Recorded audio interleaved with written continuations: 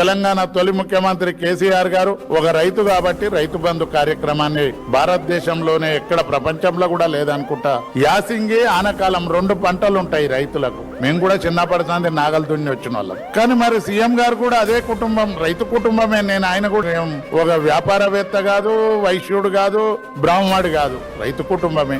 మరి ఆనకాలం యాసింగ్ పంటలు వేస్తారు, రైతులకు రైతు బంధు అవసరం. గాని మరి ముఖ్యమంత్రి గారు ఎలక్షన్ సీజన్ కోసారి రైతు బంధు వేస్తుండు. ఇది ఎంతవరకు కరెక్టో మీకు మీరన్న ఒకసారి ఆలోచన చేసుకుంటే మంచిగుంటది అనే విషయాన్ని మనవి చేస్తా ఉన్నా. నువ్వు రైతులకు ఎవరికో అధికారం చేతులుంది. ప్రతి మున్సిపాలిటీకి, చిన్న మున్సిపాలిటీకి 2 కోట్లు, పెద్ద మున్సిపాలిటీకి 4 కోట్లు పంపి పైసలు ఎదజల్లినా నీకు రిజల్ట్ ఏ విధంగా వచ్చిందో ఒకసారి అడగండి. నీ దాంట్లో ఉన్న మంత్రులు ఎసంటోళ్ళు అంటే పనిచేసుడు అటు ఇడిచిపెట్టి నువ్వు ఇచ్చినకు సగం మెక్కేసేటోళ్ళు, రాసంటోళ్ళు.